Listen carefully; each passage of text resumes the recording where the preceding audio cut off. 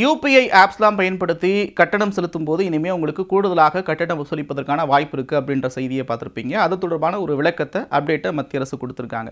நம்மள பெரும்பாலானோர் இன்னைக்கு கிட்டத்தட்ட 100% பணப்பரிவர்த்தனை அப்படிங்கிறது யூபிஐ ஆப்ஸ் மூலமாக தான் நடந்துகிட்டு இருக்கு. சின்ன பொருளாக இருந்தாலும் சரி, பெரிய பொருளாக இருந்தாலும் சரி, நம்ம யூபிஐ மூலமாக தான் வாங்கிட்டு இருக்கோம். இப்போ திடீர்னு அதுக்கு ஒரு கட்டணமா அப்படின்னு ஒரு ஷாக் இருந்துச்சு. இப்போ மத்திய அரசு என்ன சொல்றாங்க அப்படின்னா, நேரடியாக நுகர்வோரிடம் வசூலிக்கும் திட்டமில்லை, மக்கள் இதனால எந்த விதத்திலும் பாதிக்கப்பட மாட்டாங்க. அதே நேரத்தில் சிறு வணிகர்களும் இதனால் பாதிக்கப்பட மாட்டாங்க. உதாரணத்துக்கு நம்ம தினம் தினம் அன்றாடம் பயன்படுத்தக்கூடிய எல்லா பொருட்களையும் சிறிய சிறிய கடைகளில் தான் வாங்கிட்டு இருக்கோம். அவங்களுக்குலாம் இதுலேருந்து விலக்கு இருக்கும், அவங்களும் பாதிக்கப்பட மாட்டாங்க.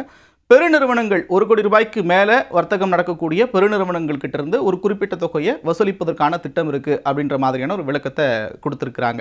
இருந்தாலும் பெருநிறுவனங்கள் கிட்ட இருந்து ஒரு தொகையை வசூலிக்கணும் அப்படின்ற திட்டம் இருந்தாலும் கூட அந்த தொகை நம்ம வாங்கக்கூடிய பொருட்கள் மீது திணிக்கப்படுமா அப்படின்ற ஒரு கேள்வியும் இருக்குது. அந்த சட்டம் முழுமையானதுக்கு அப்புறம் தான் அதில் இருக்கக்கூடிய முழுமையான விவரம் நமக்கு தெரிய வரும். இப்போதைக்கு நமக்கு கிடைச்சிருக்கக்கூடிய தகவல் என்ன அப்படின்னா, மக்கள் இதனால் எந்த விதத்திலையும் பாதிக்கப்பட மாட்டாங்க, மக்கள் கிட்ட இருந்து நேரடியாக வசூல் பண்ண மாட்டோம் அப்படின்ற விளக்கம் கொடுக்கப்பட்டிருக்கு.